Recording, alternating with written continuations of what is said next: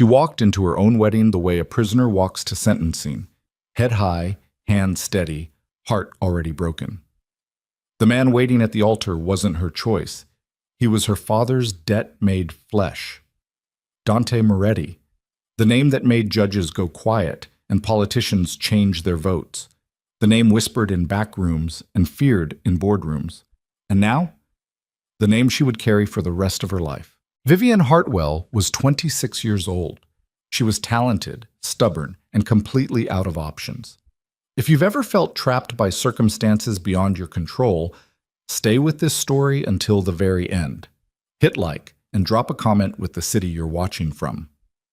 I want to see how far this story travels. The morning of her wedding, Vivian threw up twice.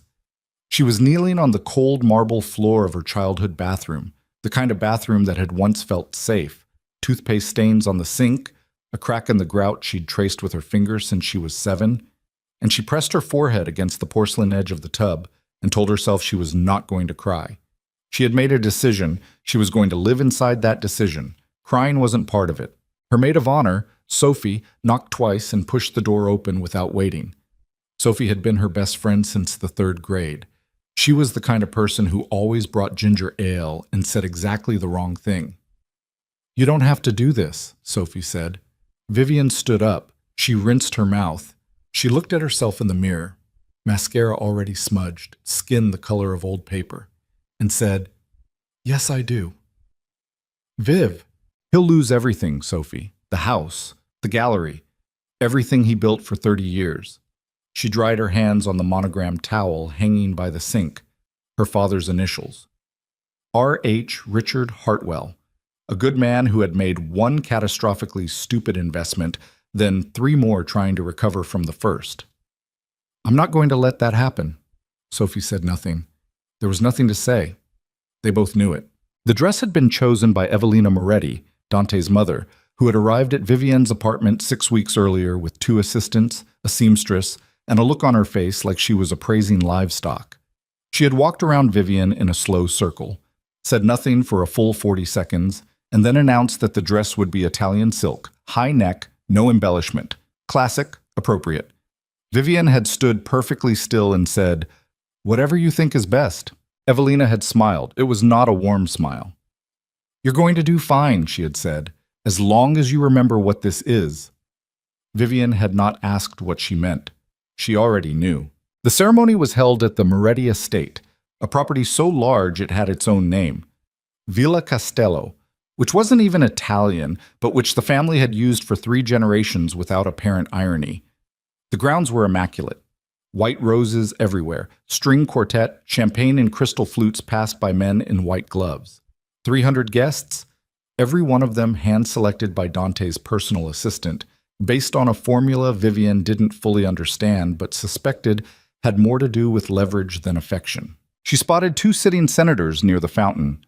A federal judge she recognized from the news standing beside a man she was fairly certain ran half the port operations in the city.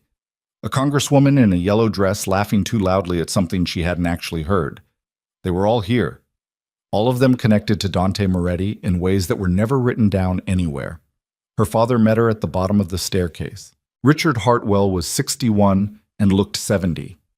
The financial collapse had done that to him, stripped the color from his hair, the certainty from his posture, the particular light that used to live behind his eyes when he talked about his work. He was still handsome in the angular, weathered way of men who had once been very confident. But the confidence was gone. What remained was something closer to shame, and Vivian hated that almost as much as she hated what she was about to do. "Viv." His voice came out rough. "Don't," she said quietly. "If you apologize right now, I will fall apart, and I cannot do that." He closed his mouth. He offered her his arm. They walked toward the arch of white roses together, and Vivian fixed her gaze on the man standing at the end of the aisle. Dante Moretti was 41 years old and looked like what he was, a man who had spent 2 decades making other men afraid of him. He was tall, broad-shouldered, with the kind of face that photographers loved and lawyers feared, dark eyes that gave nothing away, a jaw that looked like it had been cut from something harder than bone.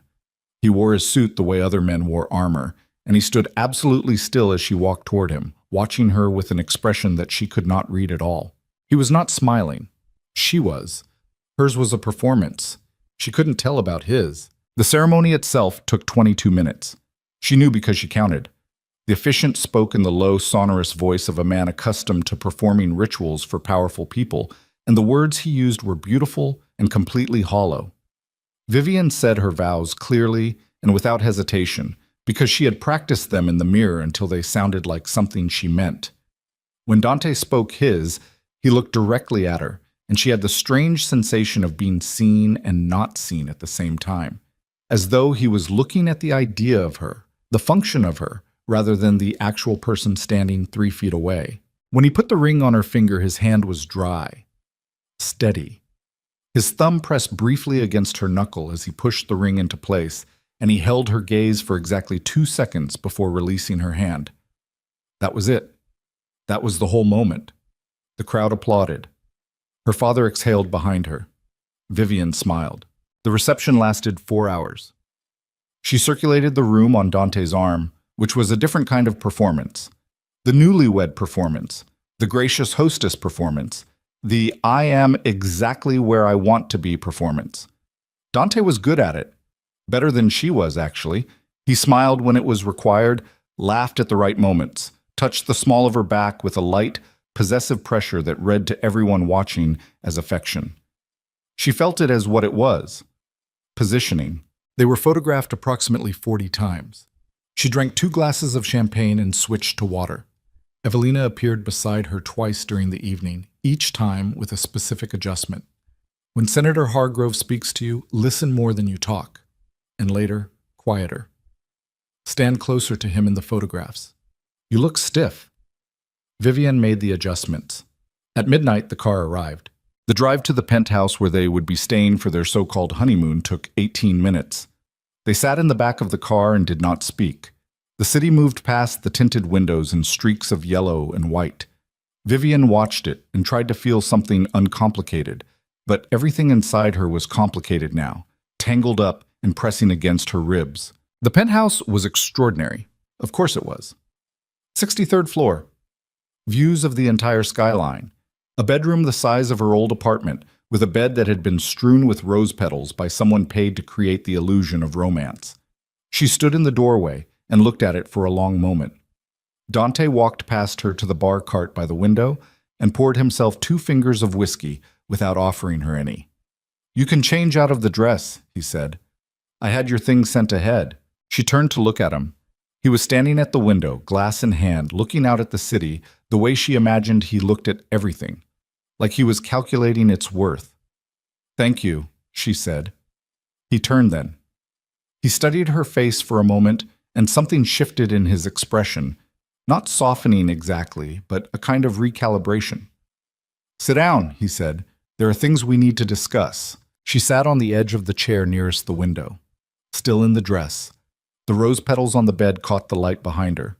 Dante set down his glass. He did not sit. He stood in front of her in the way that men who are accustomed to controlling rooms stand, not aggressive, not threatening, just utterly certain of the space he occupied. "This marriage," he said, "is a structure, a legal and social structure that benefits both parties and several interested parties beyond us." She waited. "Your father's debt is cleared, his assets are protected, his name is preserved. That is your side of the arrangement." He paused. "My side is the optics this marriage provides. Domestic stability for political allies, a certain image for the federal inquiries currently in progress, and a buffer against the Caruso family, who have been looking for leverage points in my operation for 18 months. Vivian said, "I understood that." "Good." He picked up his glass again. "Then understand this also. I have no interest in pretending this is something it isn't. Not in private. You will be treated with respect. You will have every material comfort you want. You will attend the functions you are required to attend and conduct yourself appropriately. In exchange, I ask only that you don't embarrass me and that you don't involve yourself in matters that don't concern you." The room felt very large suddenly, or she felt very small. She wasn't sure which. "And the marriage itself?" she asked. "The actual is whatever you require it to be," he said. There was no heat in it. I won't force anything. That's not who I am. He said it as though that particular fact should be reassuring, and she supposed it should have been. It wasn't. So I'm a prop, she said. He looked at her for a long moment. You're a partner in a practical arrangement. The word prop implies I don't care what happens to you. I do. Functionally. Functionally. She repeated the word to herself 3 times while she held his gaze and did not let her face do anything she didn't intend. All right, she said finally. She stood. She walked past him to the bedroom. She found her things, as he had said, 2 suitcases near the closet, packed by someone else. Someone who had folded her clothes with a precision that felt more like surveillance than service. She found her pajamas. She went into the bathroom and changed and washed the makeup off her face and looked at herself in the mirror for a long time. The woman looking back at her was not crying. That was something, at least. She turned off the bathroom light and came back into the bedroom and lay down on the far side of the enormous bed, on top of the rose petals, which crinkled under her weight and smelled too sweet, and she stared at the ceiling and listened to the faint sound of Dante moving around on the other side of the suite. She thought about her studio apartment, the one she'd had before all of this, the one with the bad radiator, and the 3 canvases always drying at once, and the neighbor who played jazz at 2 in the morning. She had been broke in that apartment. She had sometimes eaten cereal for dinner 3 nights running and told herself it was fine, but she had been herself there, completely, inconveniently herself. She closed her eyes. She didn't sleep for a very long time. The weeks that followed moved with the particular strange rhythm of a life being rebuilt according to someone else's blueprint. Vivian was installed in the Moretti mansion on the north side of the city, a property that had been in the family for 2 generations and looked it, all dark wood and high ceilings, and the kind of silence that felt less like peace and more like suppression. She was given a suite of rooms, a personal driver, a monthly allowance that was frankly obscene, and a schedule. The schedule was Evelina's doing. Dante's mother arrived at the mansion every Tuesday and Thursday at 9 in the morning, always dressed as though she were about to chair a board meeting, always carrying the faint scent of expensive perfume and expectation. She was 70 years old and looked 55, which Vivian suspected had something to do with the particular calcium deposits that form in women who have spent decades hardening themselves against inconvenient emotions. Evelina was not cruel, exactly. She was efficient. She sat across from Vivian at the dining room table and outlined with great precision what the wife of Dante Moretti was expected to know, to be, and to avoid. There were the charities to attend, the dinners to host, the particular manner of addressing Dante's associates, respectful without being deferential, warm without being familiar. There was the question of dress, which Evelina had strong opinions about. There was the question of public behavior, which she had even stronger opinions about. You have a habit of looking away when people speak to you, Evelina said one morning, setting down her coffee cup with a precise click. It reads as evasiveness or contempt. Neither is useful. I was listening, Vivian said. I just don't make direct eye contact constantly. Not everyone does. Dante's wife does. They looked at each other. I'll work on it, Vivian said. Evelina nodded. She made a small note in the leather-bound notebook she always carried. Vivian had no idea what she wrote in that notebook and had decided she probably didn't want to know. Dante himself was rarely present. He operated from the downtown offices of Moretti Holdings, the legitimate face of whatever the actual operation was, and he was gone before she woke most mornings and sometimes didn't return until she was already in bed. When they were in the same room together, he was perfectly civil, not cold, not warm, but precisely calibrated to the social context. At the dinners they attended together, he was attentive in all the ways that mattered publicly. He remembered what people had told him at previous events. He asked follow-up questions. He laughed at things that were genuinely funny. He touched her shoulder or her arm with a light, practiced ease. She was a good performer. He was better. She found herself watching him sometimes at these events, trying to find the seam in it. The moment where the performance slipped and something real showed through. She never found it. He was completely sealed. Whatever Dante Moretti actually was, lived somewhere so deep inside the mechanism of him that it might as well not exist. 2 months in, she started painting again. She had her own rooms, a sitting room, a bedroom, a small bathroom, But she had not touched the canvases she'd had delivered until late October, when insomnia pushed her out of bed at 3 in the morning and she found herself standing in front of the blank canvas with a brush in her hand without entirely knowing how she'd gotten there.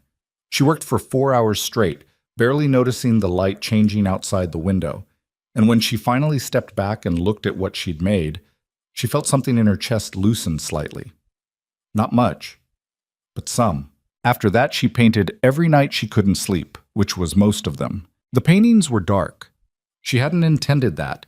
She used to work in color, bright and layered, the kind of paintings that made people say things like alive and joyful. What she was making now was different, closed, heavy. She painted rooms that looked like cages, though none of them had bars. She painted faces turned away. She painted hands that couldn't reach each other. She told herself it was just processing, and probably it was. In November, Evelina informed her that the Moretti Foundation was funding a new community arts center on the east side of the city, and that Vivian would be involved in the project in a visible capacity, attending groundbreaking events, representing the foundation at public meetings. She added, without looking up from her notebook, that a new architect had been hired for the project. His name was Landon Pierce. She met him at the foundation offices on a Wednesday morning in early December. He was already there when she arrived, standing at the far end of a long conference table covered in blueprints, talking to the foundation director about sight lines and load-bearing walls. He was around her age, maybe a few years older. Tall, but not dramatically so. With the kind of face that wasn't conventionally handsome, but was interesting, full of expression. The kind of face that moved when he thought. He was wearing a jacket that didn't quite fit and had a pencil tucked behind his ear that he kept forgetting was there. He looked up when she came in, and his expression did something she hadn't experienced in months. It just registered her. Not Dante Moretti's wife, not the Hartwell girl who'd made the strategic marriage, just her. A person who had walked into a room. "Vivian Hartwell?" he said. "I've actually seen your work. The exhibition at the Meridian Gallery 2 years ago. The piece with the window frames." She stopped. "You went to that?" "My friend dragged me." He smiled. It was a crooked smile, slightly self-deprecating. "I wasn't expecting to like it. I liked it a lot." She didn't know what to say to that. She had forgotten, somewhere in the last several months, that she had existed before any of this. That she had made things that existed in the world independent of her current circumstances. "Thank you," she said, and it came out quieter than she intended. They spent 2 hours going over the plans for the Arts Center. Landon was good, genuinely, technically good. Not the kind of architect who produced beautiful renderings that fell apart under structural scrutiny. His ideas were practical and elegant at once, and he asked her specific questions about the needs of working artists that suggested he had actually done his research, rather than simply assuming. What kind of light? What kind of storage? How studios needed to breathe. She found herself talking more than she had in weeks. Walking out afterward, she noticed she was moving differently. Less carefully. She caught herself and stopped it, and then felt a flash of irritation at having to stop it. The project moved through December and into January. She attended 3 more planning meetings. She and Landon developed the easy rhythm of people who discover, with some surprise, that they think similarly. The same frustration with bureaucratic constraint. The same instinct to solve problems from the user's perspective outward. He was funny without trying to be. He was direct without being blunt. He had opinions but held them lightly, willing to be wrong. She was careful. She was always careful. But she was also, for the first time in months, not entirely miserable. In February, everything changed. It started with a jacket. She hadn't intended to go into Dante's study. She had been looking for the Foundation's latest quarterly report, which Evelina had mentioned and which Vivienne thought she'd seen somewhere on the shelves in the main hallway. The hallway connected to the study, and the study door was ajar, and when she pushed it open, she saw the jacket immediately. A woman's jacket, a slate gray cashmere blazer hanging over the back of Dante's desk chair as though it had been left in a hurry or left on purpose. She stood in the doorway for a moment. Then she walked to the chair and looked at the jacket without touching it, and she turned it over in her mind with the calm, methodical patience of someone who has been waiting for something like this without knowing they were waiting. It was beautiful and expensive, and not hers. She went back to the hallway and found the quarterly report exactly where she'd originally thought it was. She took it back to her rooms. She sat down. She thought. She was not stupid. She had always known, in the abstract, that the terms of their arrangement had never explicitly excluded the possibility of other people. Dante had told her the marriage was structural. He had said nothing about fidelity. She had not asked because some part of her hadn't wanted the answer spoken out loud in the same breath as the rest of it.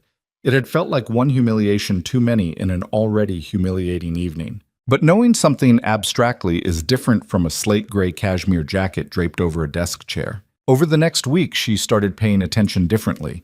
She had always been observant. It was an occupational habit, the artist's instinct to look. But she had deliberately kept herself from looking too hard at the parts of Dante's life that operated outside her peripheral vision. She had been practicing a kind of willed unknowing. It had been a survival strategy. She stopped practicing it now. She noticed that Dante was unreachable on Thursday evenings, between approximately 8 and midnight. She noticed that when she called him during those hours, his assistant, never Dante himself, answered and cited a standing business meeting. She noticed that his assistant, a young man named Marcus, who was impeccably professional and clearly loyal beyond the point of ethics, had twice this month received deliveries at the house that he intercepted before they reached any other staff member. She started running the name Celeste Monroe. It took her less than an hour to find her. Celeste Monroe was 34, the kind of beautiful that photographed well from every angle, a socialite who appeared at the kind of events Vivian now regularly attended, but whom Vivian had somehow never been directly introduced to. Looking back, she realized she had been kept at a careful distance. She had been positioned on the other side of the room. She found 3 photographs online, charity galas, industry events, and in each one, Dante was visible somewhere in the background, not with Celeste, never with Celeste, but in the same frame, present. She stared at those photographs for a long time. Something inside her had cracked in November, the night of the wedding, and she had carefully mortared over it and walled it up and told herself it was fine, told herself this was the deal, and the deal was keeping her father safe, and that was what mattered. That internal structure had been holding. It had been ugly and painful and a little suffocating, but it had been holding. The jacket, the photographs, the Thursday evenings. She felt the mortar crumbling. She went to her studio and she painted until 4 in the morning. And when she looked at the canvas, it was all red and black, and it looked nothing like what she usually made. And she thought, standing there with a brush in her hand and paint on her arms to the elbow, that she had been very stupid to think that walling something up was the same thing as surviving it. She sat down on the floor of her studio. She breathed. She made a decision. She was going to find out exactly what she was dealing with. Not rumors, not impressions. Facts. Hard, documented, legally usable facts. It took her 3 weeks. She was meticulous about it in the way that only people who are truly frightened and truly determined tend to be. She used an email account created on a laptop she purchased in cash from a secondhand electronics shop across the city. She cataloged dates and times with the discipline of someone who understood that detail was the only currency that would actually buy her freedom. She photographed the jacket. She had gone back for it, carefully, when she knew the study would be empty, and documented the brand and the initials embroidered on the lining, CM. She requested the full marriage contract from the attorney who had notarized it, claiming she needed it for a financial planning review. She read it for the first time in its entirety, sitting at the kitchen table at 7 in the morning while the household staff moved around her. She found the clause on page 14. It was 3 sentences long. Dense legal language, but clear enough when you pulled it apart.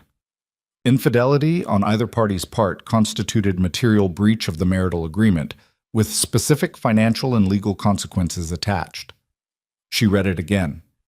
Then she took a photograph of it with her phone. She sat for a moment in the ordinary kitchen light, with the ordinary sounds of the household around her, and she felt something shift in a way that she had not felt since before any of this had started.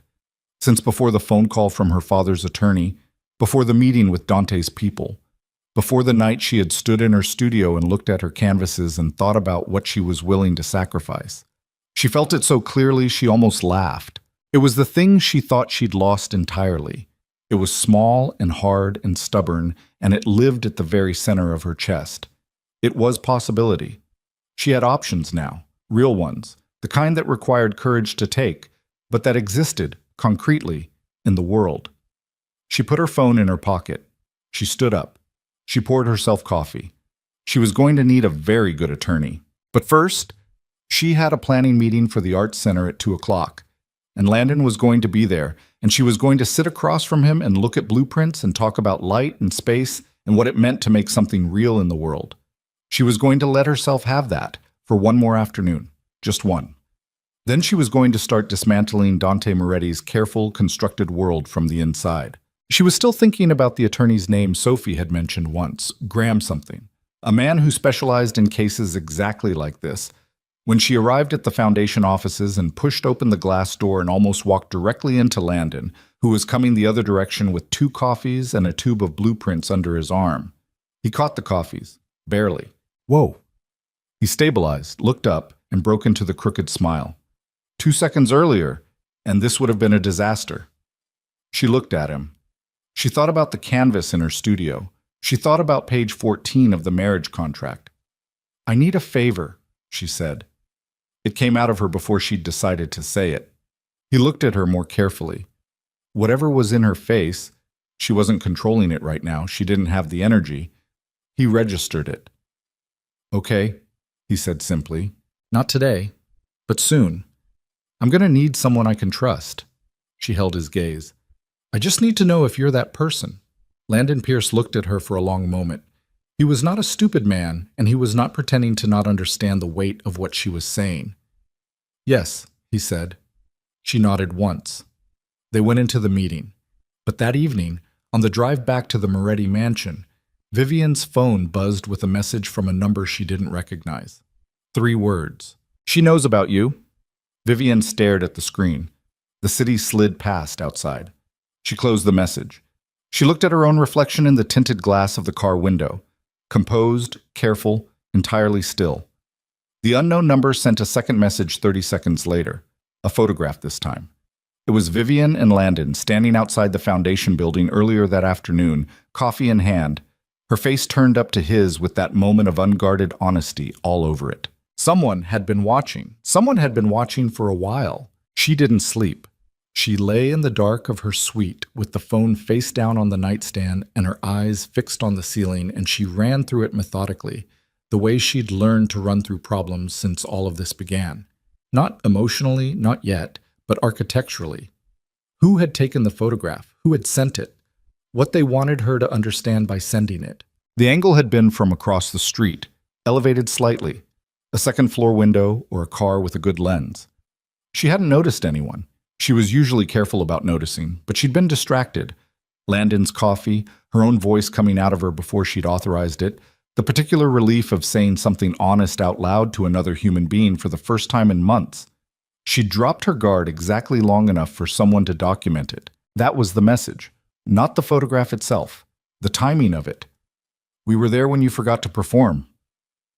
She turned the phone over at 2 in the morning and deleted both messages. Then she sat up and thought about that decision for a while. Deleting them meant no record. Keeping them meant evidence of surveillance she didn't yet understand. She didn't know enough to know which choice was smarter. She hated not knowing enough. She got up. She didn't paint. She sat in the chair by the window and watched the city below. The orange smear of streetlights, the occasional sweep of headlights, the absolute stillness of the mansion grounds. And she made herself think about Landon. What she had said to him today was not recoverable. "I need someone I can trust." She had said it and meant it, and he had said yes and meant it, and that exchange existed now in the world whether she wanted it to or not, whether it was wise or not. The question was whether whoever had taken that photograph understood what they were actually looking at: friendship, honesty. 2 people who found each other's company bearable in an otherwise suffocating environment, or whether they had already decided it was something else, and had taken the photograph precisely to make it look like something else. She thought about the initials on the jacket lining. CM. She thought about Celeste Monroe. She thought, someone in this house is running information in both directions. At 6 in the morning, she showered, dressed, and went down to breakfast as though she had slept 8 hours. Dante was at the table. This was unusual. He was rarely home for breakfast, and when he was, they maintained a functional, unremarkable civility. Coffee and the news, and the kind of careful nothing talk that fills space without occupying it. But this morning he was sitting with his coffee cup and no newspaper, and when she came in he looked up and watched her cross the room to the coffee maker with an attention that was different from his usual peripheral acknowledgement of her presence. She poured her coffee. She turned. "Good morning," she said. "Sit down," he said. Not unkind, not aggressive, just directive. The voice of a man who was accustomed to things happening when he said them. She sat. He looked at her for a moment.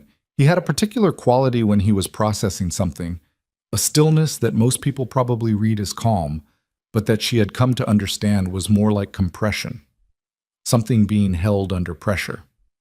"You've been busy," he said. "I have a lot of foundation commitments this month." "I'm not talking about the foundation." She held his gaze. Her coffee cup was warm between her palms. "Then what are you talking about?" she said. He leaned back slightly. He looked at her with the expression of a man recalculating. "I'm talking about the fact that you've been to that second-hand electronics store on Mercer Street twice in the last 3 weeks. I'm talking about the attorney's office on 5th that you walked past 4 times before you apparently changed your mind and kept walking." He paused. "I'm talking about the fact that you asked the contracts office for a copy of our marriage agreement." The room was very quiet. She kept her face still. She was good at it by now. "The financial planning review," she said. "I told Marcus, Marcus told me." A pause.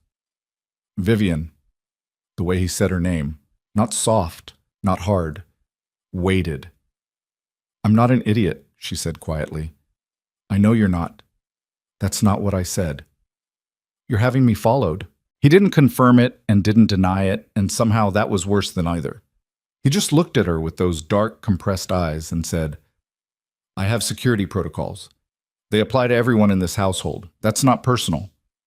The photograph sent to my phone last night, was that a security protocol?" Something moved across his face, fast, almost invisible. She caught it.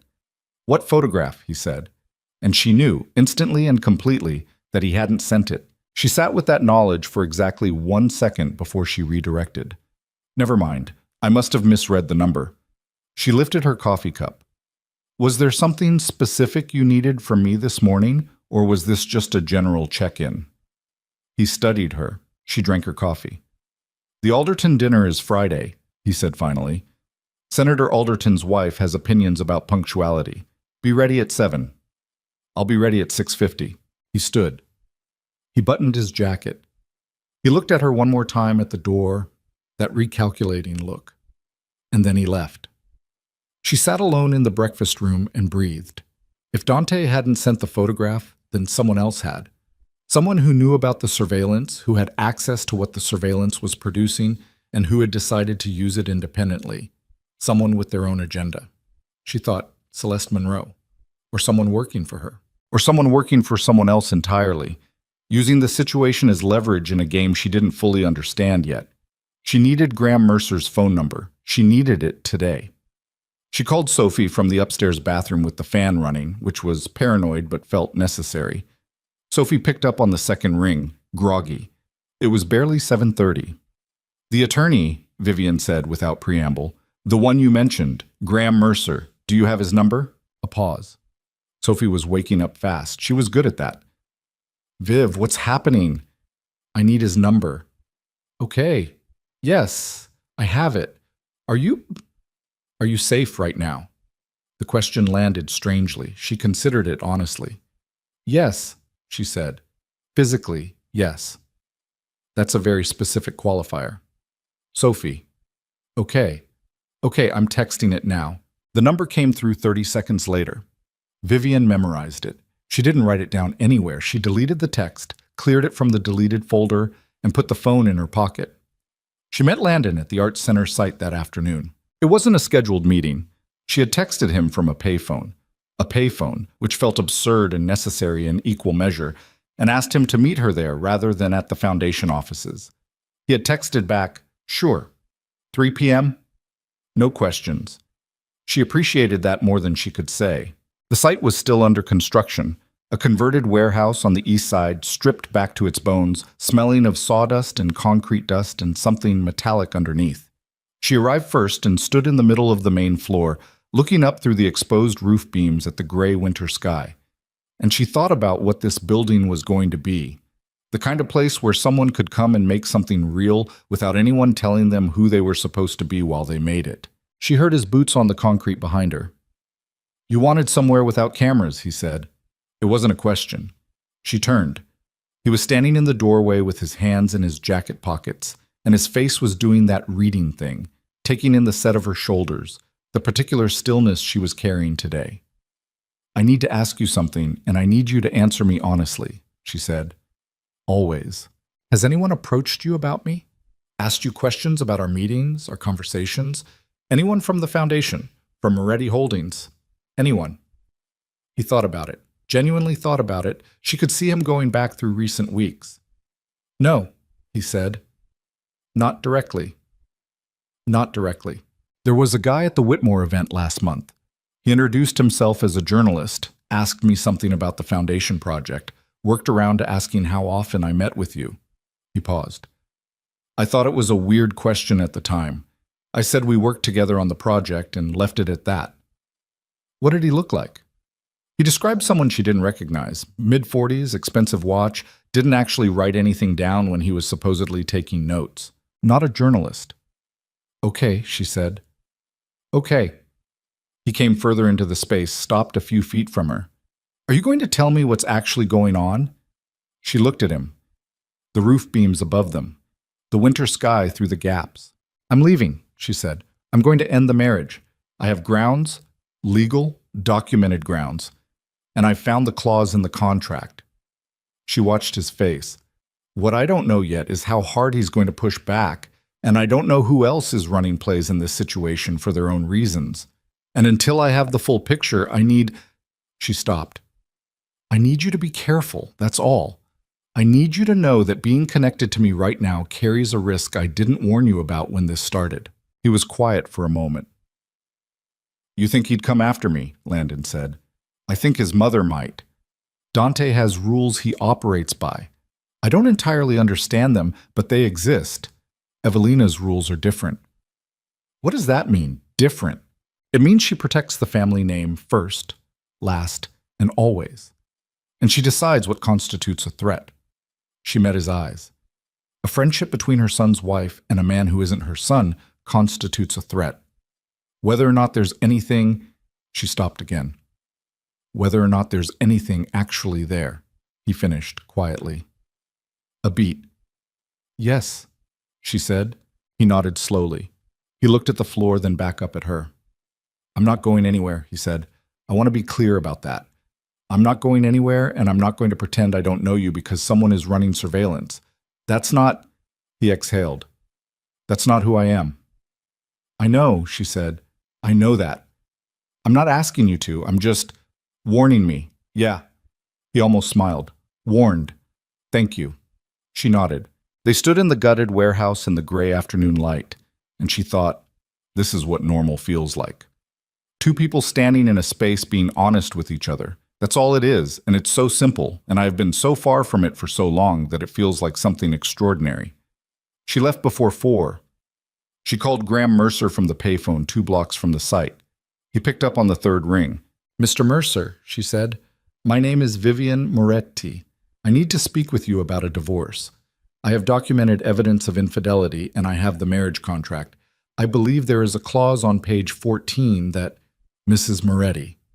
His voice was unhurried, precise. I know who you are. I've been waiting for this call for about 3 months. A pause. My office, tomorrow morning, 8 o'clock. Come alone and don't tell anyone you're coming. She stood on the sidewalk with the phone receiver in her hand and the cold February air on her face. I'll be there, she said. Graham Mercer's office was on the 14th floor of a building that looked deliberately unremarkable from the outside.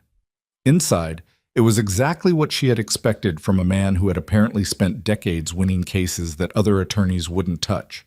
Clean, spare, focused, without the performative display of legal trophies that decorated most powerful attorneys' walls.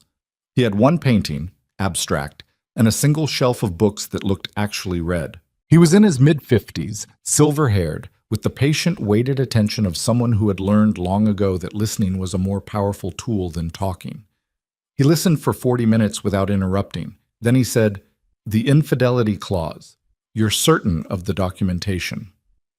I have dates, times, and the initials on the garment. That's circumstantial. I also have 3 months of Thursday evening records with corroborating staff testimony I haven't collected yet, but can. She paused. And I have a source. He looked at her steadily. What kind of source? Someone inside the household, someone who has seen things directly. I haven't made contact yet, but I know who it is, and I know why they'd cooperate. Who? She told him. Graham Mercer sat back in his chair. Something shifted in his expression. Not surprise, exactly. More like confirmation of a calculation he'd already been running. That's a significant card, he said. I know. It also makes this more complicated. If that source becomes known before we're ready to move, there will be response. I know that too. He was quiet for a moment. Mrs. Moretti, I want to be direct with you about something.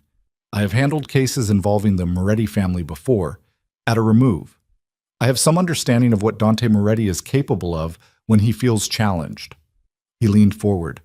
I need to know that you are prepared for this to get very ugly before it gets better. The financial settlement, the legal grounds, those are solid. But the campaign he will run against your reputation between the filing and the courtroom will be significant. He will use everything available to him. I know, she said for the third time. And this time she meant it completely. Not with bravado, not with the forced steadiness she'd been maintaining for months, but with the flat, clear-eyed recognition of someone who has looked at the full cost of a thing and decided to pay it anyway. I've been living inside this for 8 months. I know exactly what he's capable of. I'm not asking you to protect me from him. I'm asking you to help me beat him in a courtroom. Graham looked at her for a long moment. All right, he said, here's what we're going to do. She was back at the mansion by noon. She came in through the garden entrance, changed her shoes, and was in the sitting room reading when Evelina arrived for their Thursday session 40 minutes later. Evelina had never been late in 8 months. She came in without her assistant today, which was the first unusual thing. She sat down across from Vivian and set her notebook on the table and looked at Vivian with an expression that was composed but that had something working underneath it, a pressure behind the eyes that Vivian recognized from her own mirror on bad mornings. I want to speak with you about something, Evelina said, outside our usual topics. Of course, the architect, Pierce. She said it flatly, watching Vivian's face. Vivian kept her face still. What about him? I've been shown photographs. Of what? Of you and him. She paused. In conversation. In what appears to be a confidential conversation. We work together, Vivian said, on your son's foundation project, with your son's money. We have professional conversations. These did not look professional. Then whoever is showing you photographs is lying about what you're looking at. The room was very still. Evelina said, I want you to step back from the project. No. It came out before she'd decided to say it, clean and flat and entirely unambiguous. Evelina's expression shifted. This was new. Vivian had been careful and cooperative and precisely calibrated for 8 months. And this was the first time she had said no to anything, and the word had landed in the room like a stone in still water. Vivian, I was brought into this project by you. The work is legitimate. The conversations are professional. I'm not stepping back from it because someone has shown you photographs that have been stripped of context. She kept her voice level. If Dante has a concern, he can speak to me directly. Evelina looked at her for a long time. When she finally spoke, her voice had dropped to something quieter, and somehow because of that, more frightening. I like you, she said. I have more than I expected to. You are more resilient than I thought you were when I first met you, and you are smarter than you have ever let on. But I need you to understand something. She leaned forward slightly. Men like my son do not tolerate embarrassment, and I will do whatever is necessary to protect this family from it. Whatever is necessary. Do you understand what I'm telling you? Vivian held her gaze. I understand exactly what you're telling me. Evelina stood. She picked up her notebook. She looked at Vivian one final time with something in her eyes that was not entirely cold, something that might, in a different life, in a different arrangement, have been something like sorrow. Then she left. Vivian sat in the empty sitting room and listened to the sound of the front door closing. She sat for a long time. Then she got up, went to her suite, locked the door, and called Graham Mercer. Move the timeline up, she said when he answered. We need to file before they make a move on Landon. How quickly can you get me the staff testimony? 48 hours. Then we can file Friday? A pause. Mrs. Moretti, once this starts, there's no... I know, she said. File Friday. She hung up. She stood in her locked room in the Moretti mansion and she thought about Evelina's face. Whatever is necessary. She believed it.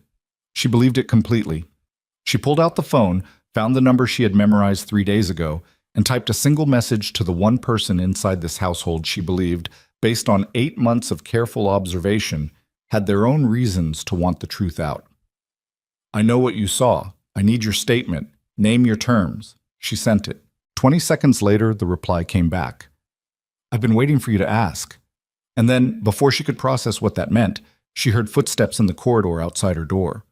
Heavier than the household staff, 2 sets, moving with the particular deliberate pace of men who... The footsteps stopped outside her door. Vivienne stood in the center of her suite with the phone still warm in her hand and she did not move. 2 sets. Heavy. Not the housekeeper's shuffle, not Marcus's careful administrative tread.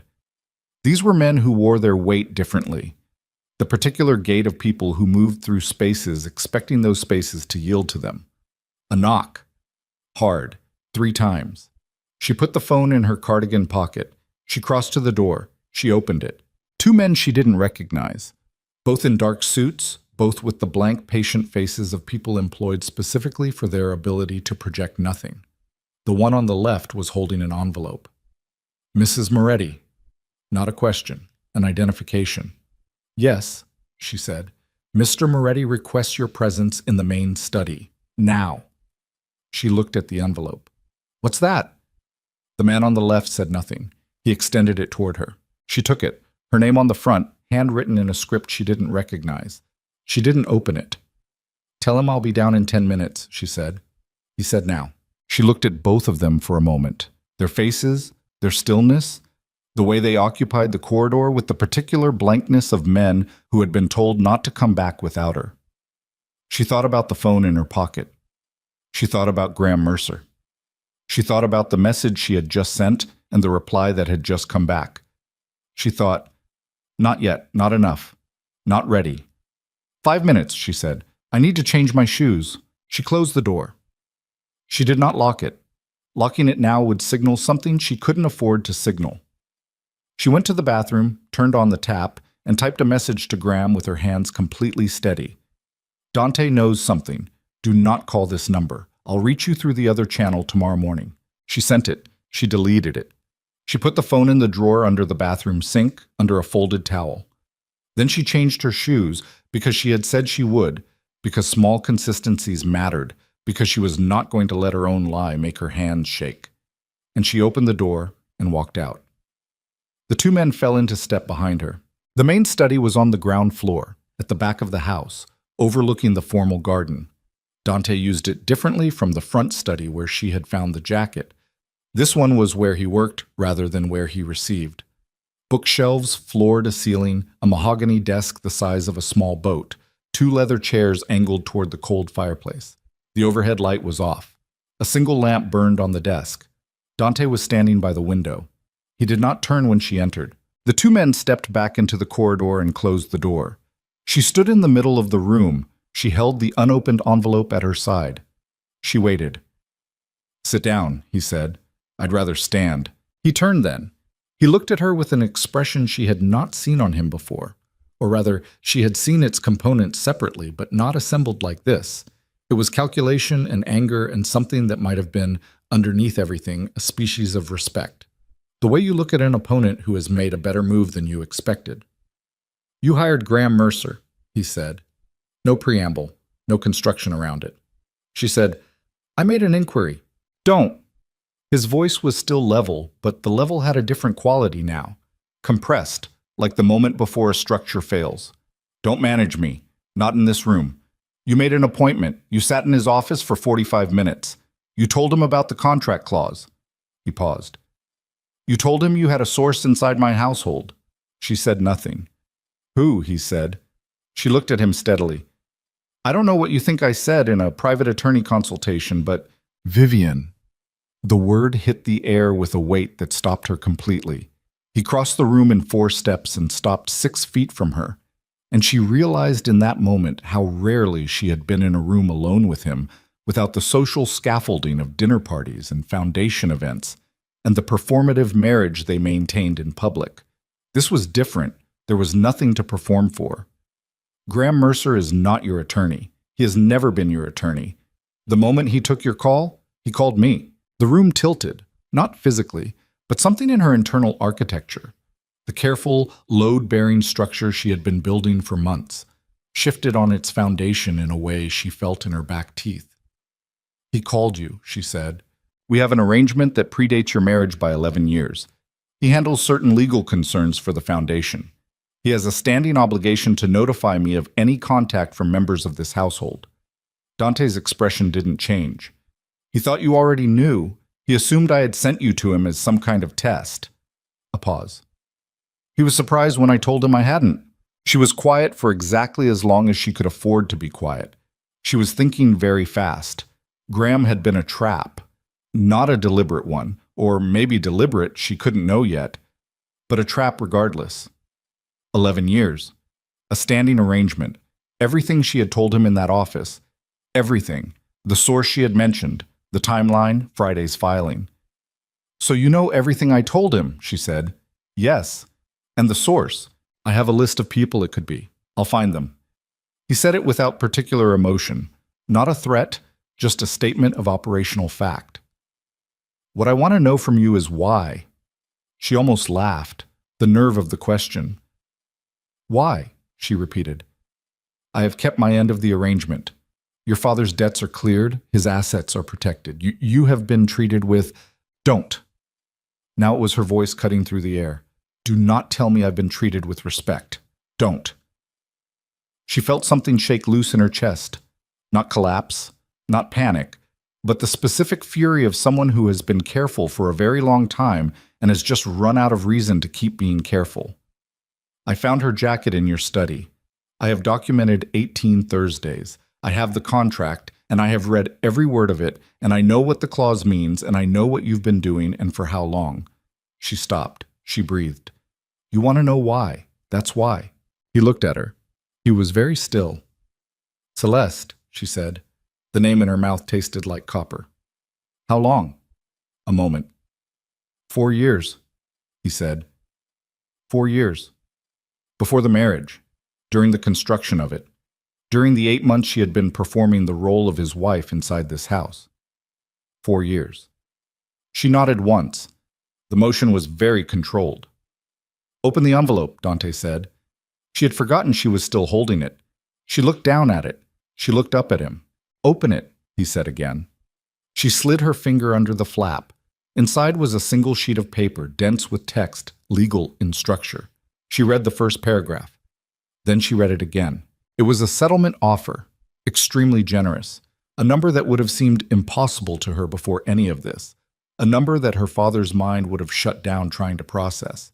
A house, a monthly sum, continued protection of Richard Hartwell's financial position, everything she would have needed, everything, materially, that a person could want. At the bottom, a line for her signature. And below that, in smaller type, the condition, full withdrawal of any legal action, present or future. Full non-disclosure. Permanent silence regarding the terms and circumstances of the marriage and its dissolution. She looked up. You want to buy my silence, she said. I want to resolve this cleanly. Cleanly. She looked at the paper again. She thought about Adriana. The name surfaced from somewhere in the back of her mind. She had heard it once, months ago, from one of the older household staff. Spoken quickly, and then stopped. The way you stop when you realize you've said a name out loud that you weren't supposed to say. Dante's first wife. Dead 3 years before Vivian entered the picture. An accident, officially. A fall. She had filed that name away without knowing why. She knew why now. Adriana Moretti, she said. The silence that followed was the most informative silence she had ever experienced. It lasted perhaps 3 seconds, and it told her everything she needed to know that she hadn't known before she walked into this room. Dante's face did not change, but something behind his eyes did. A very brief, very complete closing, like a shutter snapping shut over something that could not afford to be seen. "That has nothing to do with this," he said. "What happened to her?" "It was an accident. That finding was official and documented and—" "Did she find the claws?" Vivian said. "Did she try to use it? Is that what happened to her?" "Stop." The word was quiet and absolute and frightening in a way that everything else in the conversation had not been. "Stop right now." She looked at him. She looked at the settlement offer in her hand. She thought about the two men in the corridor outside. She thought about her phone in the bathroom drawer. She thought about Graham Mercer, who was not her attorney, who had never been her attorney, who had spent 45 minutes writing down everything she said and then picked up the phone. She thought about Landon. She thought, Evelina said whatever is necessary. She meant it. She has meant it before. She thought, Adriana Moretti fell. She folded the settlement offer. She put it in her pocket, next to where her phone wasn't. She looked at Dante Moretti, and she made her face do something she had never deliberately made it do before. She made it completely empty. Not composed. Not careful. Empty. The face of someone who has assessed a situation and reached a conclusion and is no longer operating from emotion. "I need to think about this," she said. He studied her. "How long?" "A few days." "You have until Monday." She nodded. She turned toward the door. "Vivian." She stopped but didn't turn. "The source," he said. "Tell me who it is and I'll add another 10% to the offer." She opened the door. She walked into the corridor.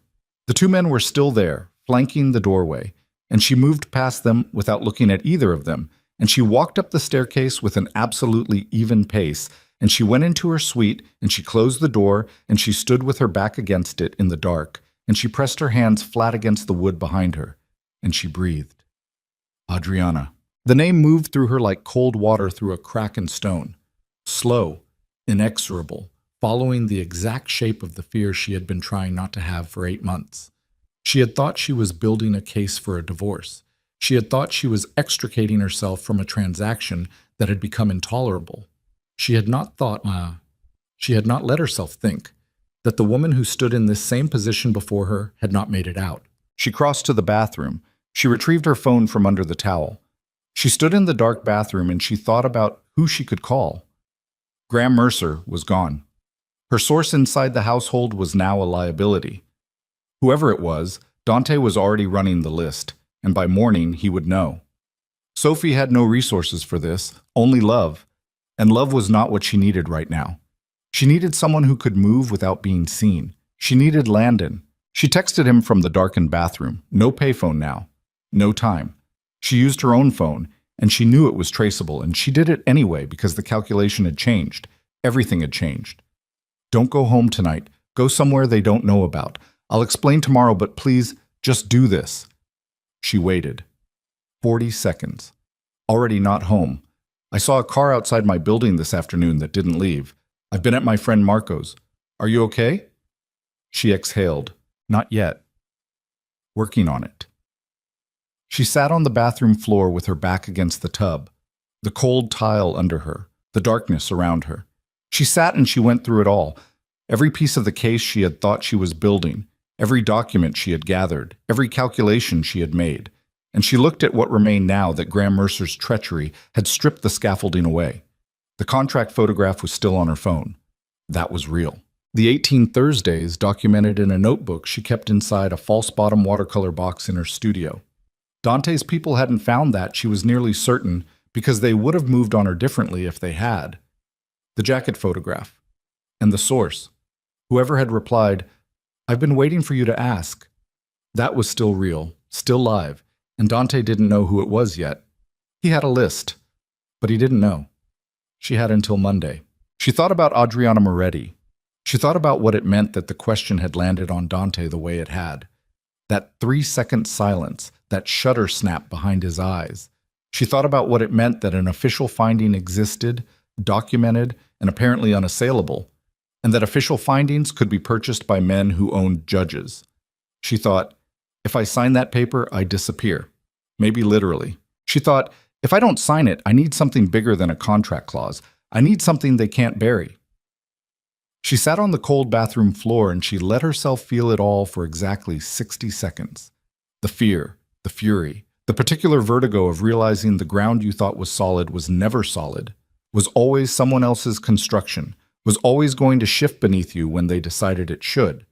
She felt all of it. Then she stopped. She stood up. She ran the cold tap and put her wrists under it and looked at her own face in the mirror. Not composed. Not careful. Not the face she had been making for 8 months. Just her actual face, pale and frightened and absolutely awake. She needed to get out of this house. Not eventually. Not after Monday. She needed to leave tonight before Dante found the source, before whatever is necessary meant in its most extreme form came to its logical conclusion. But she couldn't leave without the notebook, and she couldn't leave without making contact with the source first, because the source knew something about Adriana. She was increasingly certain of that, and whatever they knew was the only leverage she had left that hadn't already been handed to Dante Moretti by a man she had trusted. She opened her phone. She pulled up the message thread. I need to meet you tonight. Tell me where. She watched the screen. 1 minute, 2. She counted her own heartbeats because it was something to count. Then the reply came. Not a location. Not a time. Something she hadn't expected at all. 3 sentences that she read twice before their meaning settled fully into her. You need to stop looking for what Dante did. You need to start looking at what I did. I am the reason Adriana is dead, and I have been waiting 3 years for someone brave enough to take this to a courtroom. Vivian stood in the dark bathroom of the Moretti mansion and read those 3 sentences until the words stopped being words and became something else. The specific shape of a story she hadn't known she was inside. Her source wasn't a household employee. Her source was Evelina Moretti. She read the 3 sentences a 4th time. A 5th. The phone screen blurred at the edges, and she blinked, and it sharpened again, and the words were still there, still meaning exactly what they meant, still carrying the specific weight of a confession that had been waiting 3 years to land somewhere it could do damage. I am the reason Adriana is dead. Not Dante. Evelina. Vivian sat down on the edge of the tub. She sat very still, and she let the architecture of everything she thought she understood rearrange itself around this new load-bearing fact. She had built her assumptions on Dante, Dante's cruelty, Dante's reach, Dante's capacity for the worst kind of solution, and Dante was all of those things. But the woman who had sat across from her twice a week for 8 months, correcting her posture and monitoring her eye contact and teaching her how to perform the role of a Moretti wife, that woman had looked at Adriana performing the same role and had decided at some point that Adriana had become a problem that required a permanent solution. And now she was confessing it to Vivian. Tonight. She typed, "Why are you telling me this now?" The reply came in under 30 seconds. "Because you asked the question in front of Dante and he heard it. By tomorrow he will understand what I've done and he will protect himself the same way he always does, by letting someone else take the consequence. This time that someone is me. I have nothing left to protect. Meet me." A location followed. A hotel bar 12 blocks from the mansion. 1 hour. Vivian stood up. She looked at her own face in the mirror one more time. Pale. Awake. Completely terrified and completely certain. She put her phone in her pocket.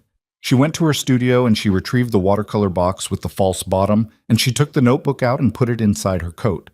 She went to her bedroom and she took her passport and the emergency cash she had been quietly accumulating over the last 6 weeks, $3,000 in small bills, rolled tight, and she put it all in the bag she kept packed in the back of the closet. Not a large bag, just enough. She had one more thing to do before she walked out. She went to the door of her suite and she opened it, and the corridor was empty. The 2 men from earlier were gone, which meant either Dante had called them off as a show of reasonable good faith, or they were positioned somewhere she couldn't see. She moved quickly down the corridor to the small room at the end that the household staff used as a break room during the day.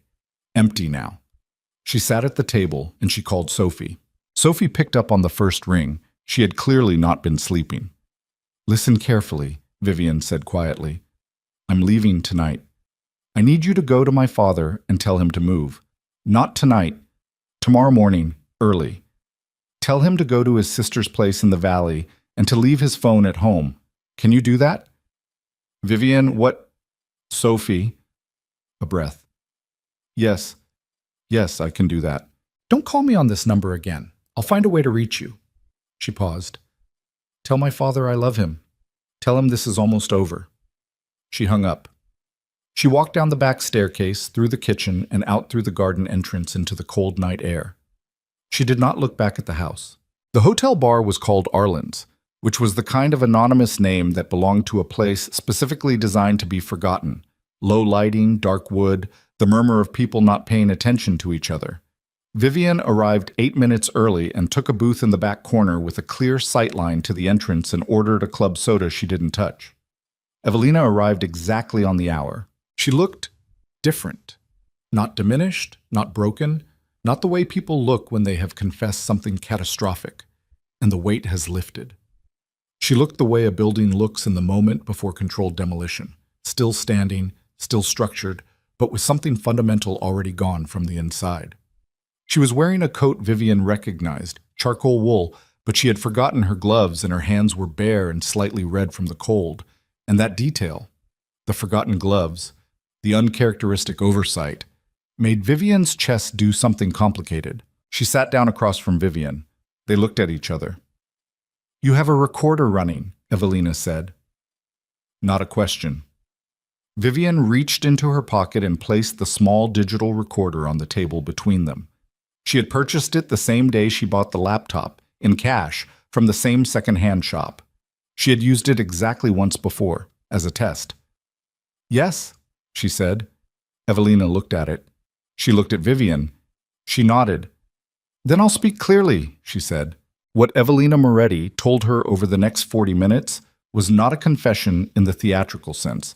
There were no tears, no dramatic breaks, no performance of remorse. It was a recounting. Careful and sequential, delivered in the same precise, controlled voice Evelina used for everything, as though she were delivering the minutes of a very difficult board meeting. Adriana Reyes had married Dante 7 years ago, a match that Evelina had initially approved and later come to see as a threat to the stability of the family's operations. Not because Adriana was corrupt or violent or even disloyal, but because she was, in Evelina's assessment, too honest. She had discovered things she shouldn't have discovered. Not the affair, Celeste came later, but the actual mechanics of the operation, the parts hidden deepest behind the foundation and the holdings company. And she had made the catastrophic error of trying to leave with documentation. She had told Evelina before she told Dante. She had thought that was the safer choice. She had been wrong. Evelina had not ordered anything directly. She had told a man named Ferretti, who had worked for the family for 22 years, that the situation required management. She had not specified terms. She had told herself, in the days that followed, that she had not specified terms, and she had lived inside that distinction for 3 years. Adriana had fallen down the staircase of the lake house property on a Tuesday evening in November. The fall was severe. She did not survive the night. The finding was accidental. The finding was managed by a county medical examiner who had been doing small favors for the Moretti family for a decade. Ferretti had retired 6 months after Adriana's death. Evelina had never spoken of it to anyone, until tonight. Vivian sat with her hands flat on the table and her face doing nothing, and she listened to all of it. When Evelina finished, the silence stretched for a full 10 seconds. Why? Vivian said. Why are you telling me this? The real reason. Evelina looked at her hands, the cold, reddened, gloveless hands resting on the dark wood table. Because I have watched you for 8 months, she said. I watched Adriana for 2 years. And you are nothing like her, and everything like her. And I have done this before, and I know exactly how it ends, and I cannot... She stopped. First time she had stopped all night. I cannot do it again. You think Dante will move against me? I think when Dante understands the full shape of what I've done, he will need a way to contain it. You are the container. A pause. You asked him about Adriana tonight, in front of witnesses. That makes you a liability that cannot be settled with a generous offer. Vivian thought about the settlement paper folded in her coat pocket. The Monday deadline. You have until tomorrow morning, Evelina said. After that, I cannot predict what shape this takes. Vivian looked at the recorder on the table between them. She looked at Evelina. She thought about 40 minutes of a 70-year-old woman's voice, precise and steady, recounting the mechanics of a death she had made possible and carried alone for 3 years. She thought about what a courtroom would do with that. She thought about what Graham Mercer, the real Graham Mercer, whoever that was, someone on the right side of this, could do with it. She picked up the recorder. She put it in her pocket. "I need one more thing from you," she said. "Name it." "Testimony, not recorded, in person, in front of a judge." She held Evelina's gaze. "When this goes to court." Evelina was quiet for a long moment. "Yes," she said. They left separately. Vivian came out into the cold night air and she stood on the pavement outside Arlen's and she pulled out her phone and she called the number she had found 3 days ago and had not been able to use because Graham Mercer got there first. The number Sophie had texted her that morning, the number she had memorized and deleted. A woman answered. "Not Graham Mercer." "Mercer and Associates. This is... I need to speak to whoever handles cases against Graham Mercer," Vivian said. "My name is Vivian Moretti. I have a recording and a witness and a contract, and I need an attorney who has not been compromised. Tonight." A pause. "Hold the line." She held. A man picked up. Older voice, unhurried. "Mrs. Moretti, my name is Robert Ashby. I've been in this business for 31 years, and I've been watching the Moretti estate matters for about 6 of them. I know who Graham Mercer is, and I know what he does for the family." Another pause. "Tell me what you have." She told him. Standing on the pavement outside Arlen's in the February cold with her bag on her shoulder and the recorder in her pocket, she told Robert Ashby everything in 8 minutes flat, cleanly and sequentially, and when she finished there was a silence on his end that felt different from Dante's silences. Not compression, not calculation, but the particular quiet of a man who has just had a very significant piece of information land in his lap and is treating it with the seriousness it deserves. "The recording is admissible if you were a party to the conversation," he said. "In this state, one-party consent. You were present?" "Yes." "Then it's admissible." A breath. "The infidelity clause gives us the divorce proceedings as a legitimate vehicle. The recording and the witness testimony open a separate criminal avenue that will run parallel. The two together..." He stopped. "Where are you right now?" "Outside a hotel bar on Meridian Street." "Don't go back to the house. Do you have somewhere to go tonight?" She thought of Landon at Marco's. She thought of Sophie. She thought of the $3,000 in her bag. "Yes," she said. "Good. My office. 7 a.m. tomorrow. We file the divorce papers at 9. Once they're filed and served, you have the legal system's attention, and that changes the calculus for anyone considering a more direct response." He paused. "Mrs. Moretti, I need you to understand that filing these papers will begin a process that Dante Moretti will contest with every resource he has. There will be a period between filing and resolution that is going to be extremely difficult." "I know. Your reputation, your father's..." "I know. File at 9. She hung up. She walked 2 blocks to a cab stand and got into the first cab and gave the driver an intersection 4 blocks from the address Landon had texted her. She sat in the back of the cab and she did not look at her phone. She looked out the window at the city. The orange streetlights, the dark gaps between buildings, the ordinary, indifferent movement of a city that did not know or care what was happening inside one woman in the back of one cab on one February night. She got out 4 blocks from Marco's and walked. The cold was sharp. She kept her head down and her pace even, and she counted blocks the way she used to count things when she was afraid, methodically, anchoring herself to numbers when everything else felt like it was spinning. 1, 2, 3, 4. She knocked on the door. Landon opened it. He took one look at her face and stepped back to let her in without asking anything, which was exactly right. She came inside. The apartment was small and warm and smelled like coffee and old books. A man she assumed was Marco was visible briefly in a doorway before he quietly disappeared. She sat on the couch. She put the bag on the floor. She pressed her palms against her knees and she breathed. Landon sat in the chair across from her. He had a coffee in each hand. He held one out. She took it. "Okay," he said quietly. "Tell me." She told him everything. Not summarized, not managed, all of it. The settlement offer, Dante's knowledge of Graham Mercer, the 3 sentences from Evelina, the recording, Robert Ashby, the 9 a.m. filing. She told him about Adriana, and she watched his face move through it. The careful attention, the horror at the right moments, the anger that came into his jaw when she got to the part about the lake house and what Evelina had set in motion without specifying terms. When she finished, he was quiet for a long moment. "She'll actually testify," he said. It wasn't quite a question. She said yes. People say yes at midnight in hotel bars and change their minds by morning. I know that. She looked at him. I have the recording either way. The testimony strengthens it, but it isn't the whole case without it. She paused. I need you to do something. Tell me. I need you to call your contact at the city architect's office. The one you mentioned last month, the woman who handles permit documentation.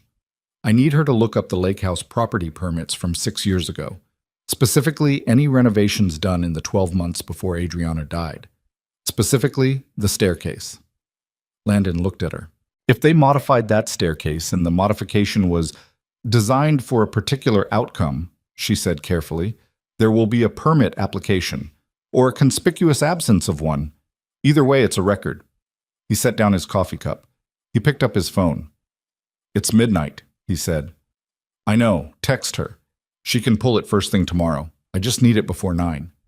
He nodded. He typed. She sat in the warm apartment and she drank the coffee and she felt the exhaustion of the last several hours trying to pull her under. The weight of it, the accumulated weight of 8 months and one devastating night pressing down on her shoulders. She breathed through it. She was not done. She thought about Dante in the study, standing by the window with the city behind him, the settlement offer. You have until Monday. He thought she was going to take it. He thought she had been cornered, her attorney compromised, her source at risk, the full force of his network arrayed against her. He thought he was dealing with a woman who was afraid enough and isolated enough to sign a paper and disappear. He had spent 8 months watching her perform. He had not seen the person underneath the performance. Her phone buzzed. Unknown number. She almost didn't answer. She answered. Mrs. Moretti. A voice she didn't recognize. Male, young, carefully neutral. My name is Daniel Reyes. Adriana was my sister. The apartment went very still around her. I've been building a file for 3 years, he said. I have the medical examiner's financial records. I have Ferretti's phone logs from the month Adriana died. I have a witness, a member of the lake house staff who was dismissed 2 weeks after the incident and has been waiting to talk to the right person ever since. A pause. I heard you asked about my sister tonight, in front of Dante Moretti. Another pause. I've been waiting for someone to be brave enough to ask that question in that room. Vivienne closed her eyes for 1 second. When she opened them, Landon was watching her, reading her face, and what he saw there made him lean forward slightly. Mr. Reyes, she said, I need everything you have. I need it tonight. And I need you to be willing to stand in a courtroom and say it out loud. I've been ready for 3 years, Daniel Reyes said. Tell me where you are. She looked at Landon. He gave her the address without her having to ask. She relayed it. She hung up. The clock on the wall read 12:47 a.m. In 8 hours and 13 minutes, Robert Ashby would walk into the county clerk's office and file divorce papers on behalf of Vivienne Moretti, citing material breach of contract under the infidelity clause. And by 9:15, those papers would be in the hands of a process server who would deliver them to Dante Moretti's downtown offices. And by 9:30, the most protected man in the city would know that the woman he had underestimated for 8 months had not taken his offer, had not taken his deadline, had not been frightened into silence. But right now it was 12:47 and Daniel Reyes was on his way, and Evelina's voice was on a recorder in Vivienne's pocket, and Landon was across the room looking at her with an expression she didn't have the bandwidth to fully process. And she was sitting in a borrowed apartment with $3,000 in a notebook and a bag packed light enough to run with. She thought, this is what the other side of afraid feels like. Not safe, not certain, just past the point where fear had any useful information left to offer. Her phone buzzed again. This time, it was a number she recognized. Dante. She stared at the screen. It buzzed 3 times and stopped. Then a text appeared. You have until sunrise. After that, this becomes something neither of us can control. She read it twice. She put the phone face down on the cushion beside her. She looked at Landon. He knows I'm not coming back, she said. Landon said, what does he do now? She thought about Evelina's words. I cannot predict what shape this takes. She thought about the two men in the corridor outside her suite. She thought about Ferretti, who had retired 6 months after a woman fell down a staircase, and what retiring meant in the language of men who managed situations for families like the Morettis. She thought about Sunrise. He calls someone, she said.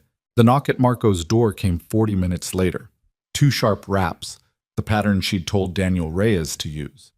And Landon moved to the door, and she stood up from the couch, with her hand in her coat pocket resting on the recorder, and she was ready for Daniel Reyes, Adriana's brother, 3 years of documented evidence. The final piece of the architecture she was building. What she was not ready for was the second person standing behind him in the hallway.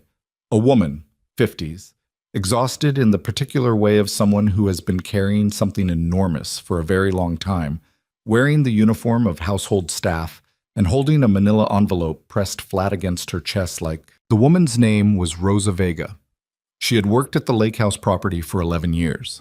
She had been dismissed 16 days after Adriana Moretti's death, handed an envelope of cash and a non-disclosure agreement, and a car ride to the bus station by a man she had never seen before and never saw again. She had signed the agreement because she had 2 children and no savings, and because the man had not threatened her directly, but had stood in a way that made direct threats unnecessary. She had kept the envelope she'd been given. Not the money. She'd spent that, she'd had to. But the envelope itself, with the Moretti Holdings return address printed in the upper left corner, and inside it, tucked under the cash she'd removed, a single photograph she had taken 3 days before Adriana died. She hadn't known why she'd taken it at the time. Instinct, maybe. The instinct of a woman who had worked for powerful people long enough to know that evidence had a way of becoming necessary. The photograph showed the staircase. Specifically, it showed a section of the handrail on the left side of the upper landing, the section nearest Adriana's bedroom, and the way it had been refitted. Rosa was not an engineer. She could not have told you, in technical language, what had been done to it.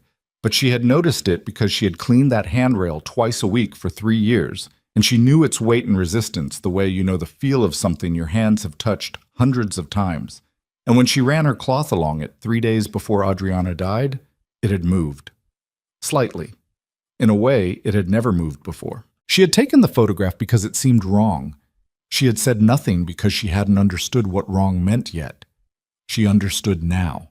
Vivienne stood in the doorway of Marco's apartment and looked at Rosa Vega's exhausted face and the manila envelope pressed against her chest, and she felt something move through her that was not triumph. It was too heavy for triumph, too weighted with the cost of what had happened to the woman in that photographed staircase. But it was close to the feeling she had been moving toward all night, the feeling of a case that could not be buried. "Come in," she said.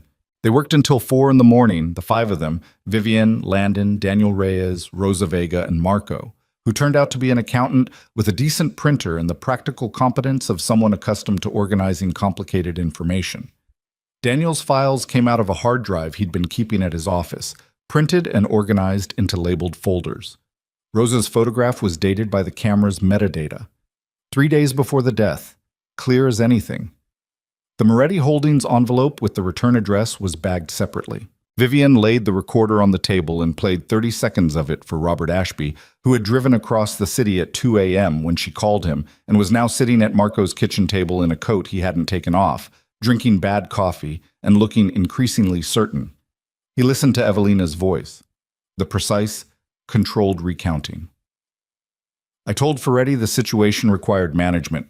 I did not specify terms." He set down his coffee cup.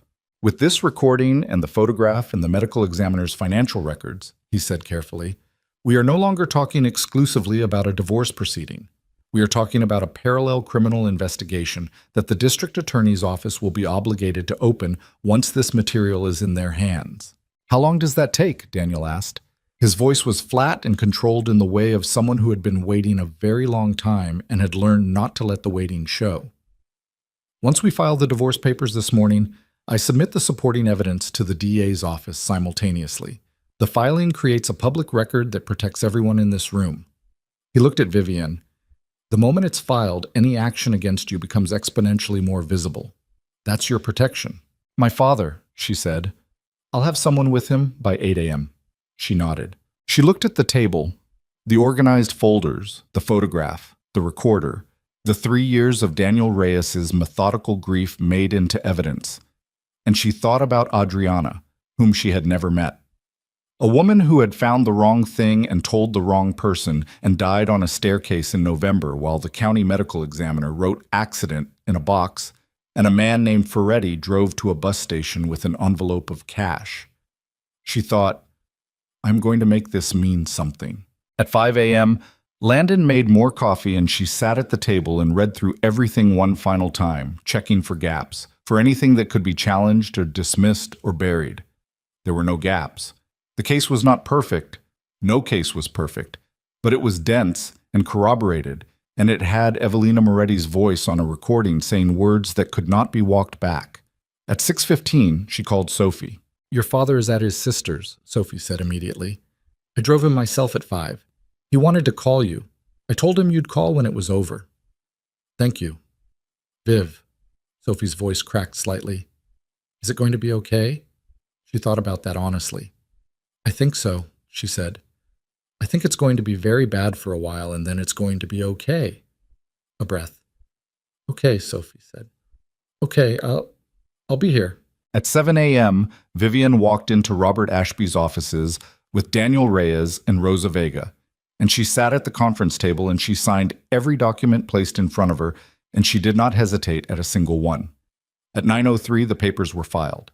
At 9:27, her phone rang. She looked at the screen. She answered. Vivian. Dante's voice.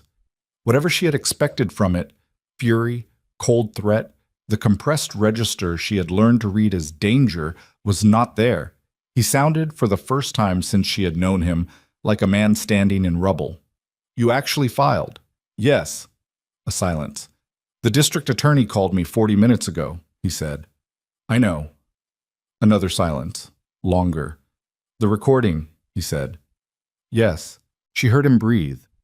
One breath, slow and controlled, the last disciplined thing in a conversation that had nowhere controlled left to go. She told you about Adriana? Yes. Do you understand? He stopped. He started again, and this time the flatness in his voice had something beneath it that she had never heard from him. Something that might have been grief, or might have been the specific horror of a man realizing that the person he thought he knew best had been carrying something monstrous for 3 years without telling him. I didn't know what she did. I need you to understand that I didn't know. Vivian sat at the conference table in Robert Ashby's office with the morning light coming through the blinds, and she held the phone and she thought about whether she believed him. She thought about the 3-second silence in the study when she had said Adriana's name, the shutter snapping closed. I think, she said carefully, that you suspected something. I think you chose not to know for certain because knowing for certain would have required you to do something about it. She paused. I think that's a different thing from ordering it, but I'm not sure it's that much better. He said nothing. I'm not going to protect you, Dante. I want to be honest with you about that because you've been occasionally honest with me. I'm not going to say anything about you that isn't documented fact, but I'm also not going to lie for you. A very long silence. The settlement offer, he said. I won't take it. There's no clause in the contract that requires you to cheat. I know what the contract says. I know it better than you do at this point. She looked at the wall across from her. I'm not taking the settlement because taking it means signing a non-disclosure. And I'm not signing a non-disclosure because Adriana Reyes deserves to have what happened to her said out loud in a room where it becomes part of the record. She felt her voice steady itself around that sentence like a structure finding its footing. She didn't get to finish what she started. I'm going to finish it for her. She heard Dante breathe again. My mother, he said. Your mother made her choices. She's making a different one now. He hung up. She set the phone on the table. She looked at her own hands, the paint still faintly visible in the crease of her left index finger, never entirely washable, always there if you looked. She had not painted in 3 days. She thought she might paint tonight, wherever she ended up sleeping tonight, if she could find a surface and something to put on it. She thought, still here, still that person. The weeks that followed were exactly what Robert Ashby had said they would be. Very bad. Dante's legal team was formidable. 4 senior litigators and a crisis communications firm that began working the press within 48 hours of the filing. Stories appeared. Unnamed sources described a troubled young woman who had entered a marriage under false pretenses, who had cultivated an inappropriate relationship with a foundation employee, who had made baseless allegations to distract from her own misconduct. One tabloid ran a photograph of her and Landon outside the Arts Center building with a headline that made her stomach turn. Her father called her from his sister's house in the valley, voice shaking, asking what he should say to people, and she told him to say nothing, to let the attorneys handle it, to trust her. He said he did. She wasn't sure he entirely meant it, and she couldn't blame him for that. She and Landon did not see each other publicly during this period, a decision they made together and deliberately. It was the right call strategically, and it was genuinely difficult personally, which told her something about what they were to each other that she filed away carefully to look at when she had time. She stayed in a rented apartment on the west side of the city, a studio on the 4th floor with one large north-facing window, and walls she was allowed to mark up. She painted every night, dark at first, the same closed, heavy work she'd been making in the mansion. But something began shifting around the 3rd week. Color came back. Not the bright layered color of her work before the marriage. Something different, more complex, color that had been through something and knew it. Evelina Moretti retained her own attorney and her own counsel separate from Dante's legal team, which meant the family's unified front had fractured before the first hearing. Dante's attorneys attempted twice to have her testimony excluded on technical grounds. Both attempts failed.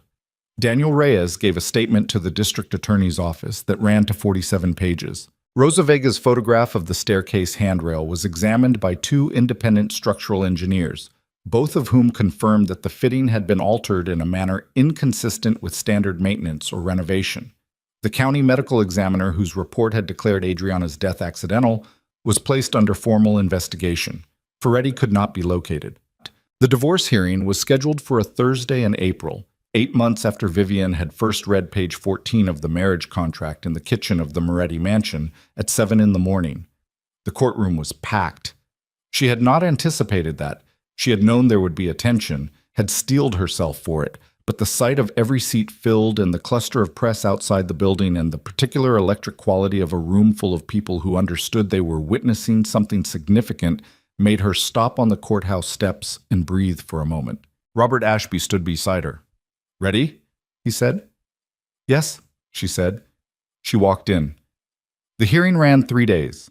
Dante's team presented their case with precision and considerable force, the terms of the original arrangement, the mutual benefits, the lack of documented harm. They questioned her credibility. They questioned Landon's role. They introduced the photographs of the 2 of them outside the Arts Center building as evidence of conduct unbecoming the marital arrangement, which Vivian's team countered within 20 minutes with the full documented record of 18 Thursday evenings, and the jacket with the CM initials, and a statement from Celeste Monroe's former personal assistant that was more direct and more specific than anything else in the room. On the second day, the infidelity clause was entered into evidence and Dante's team stopped arguing about conduct. On the third day, Evelina Moretti took the stand. She was 70 years old and she sat in the witness chair with her back straight and her hands in her lap, and she looked at no one in particular, not Dante, not Vivian, not the judge. And she spoke for 1 hour and 40 minutes in the same precise, controlled voice she had used in Arlen's hotel bar at midnight in February. She said what she had done. She said why. She did not embellish, and she did not minimize, and she did not, at any point, cry. The courtroom was very quiet for all of it. Vivian sat at the plaintiff's table and watched Dante's face as his mother spoke. She had not intended to watch him. It felt like an intrusion on something, but she found herself unable to look away. He sat with the same compressed stillness he always carried, but it was different now, cracked somewhere underneath, and she watched a man processing the confirmation of a thing he had chosen not to know for 3 years, and she thought, there is no word for what that feels like. There is no clean word for it. When Evelina finished, the judge called a recess. In the corridor, Vivian stood by the window at the end of the hall and looked out at the city below. She heard footsteps and turned, expecting Robert Ashby. It was Dante. He had come alone, which meant he had deliberately separated himself from his legal team, which was either a significant breach of litigation protocol or a deliberate choice that his attorneys would bill him for separately. He stopped 6 feet from her and looked at her, And he was not the man from the study, not the man from the wedding, not the man who had told her the marriage was a structure and handed her a settlement offer with a Monday deadline. He was something else, something smaller and more real. I should have told you, he said, about Celeste, before the marriage. I should have been honest about what the arrangement actually was. She looked at him. Yes, she said, you should have. I didn't think it mattered. I thought you understood. I understood it was a transaction. I didn't understand it was a transaction with a woman I was replacing in a role you had already decided wasn't real. She kept her voice even. I could have handled the truth, Dante. I couldn't handle being managed. He was quiet. My mother, he said again, and this time it wasn't a sentence, just the two words, and she heard in them the full weight of what it meant to sit in a courtroom and listen to your mother explain that she had made possible the death of a woman you had married, and perhaps, in whatever version of himself Dante kept sealed beneath the mechanism, loved. She thought about what she wanted to say. She had rehearsed nothing for this moment because she had not imagined it would happen, had not imagined he would come to her in a corridor and stand 6 feet away looking diminished. She did it to protect you, Vivian said. That doesn't make it less monstrous. But you should know that she did it because she loves you, in whatever form that love takes in a woman like her. She paused. I think that's the most tragic thing about any of this. He looked at her for a long moment. The divorce, he said. I won't contest the settlement any further. Robert will handle the terms. He nodded. He started to turn. Dante. She said it once, and he stopped. She thought about what she actually wanted him to carry out of this room, out of this building, out of this particular moment that would be one of the things both of them measured other moments against for the rest of their lives. Adriana deserved better, she said. Whatever happened between you two, whatever she found out, and whatever it cost you when she tried to leave, she deserved better than what she got. Make sure the record says so. He stood very still for a moment. Yes, he said. He walked back down the corridor. The judge's ruling came at 4:17 on a Thursday afternoon in April, delivered in the measured language of someone accustomed to closing matters that other people had ripped open. The divorce was granted. The infidelity clause was upheld. The settlement was substantial, enough to rebuild several times over, enough to fund the work she intended to do. The criminal investigation into Adriana Reyes Moretti's death was formally opened by the district attorney's office the following Monday. The county medical examiner's original finding was set aside pending review. The structural engineer's report on the lake house staircase was entered into the investigative record. Moretti was located in a coastal town 400 miles south 7 weeks later.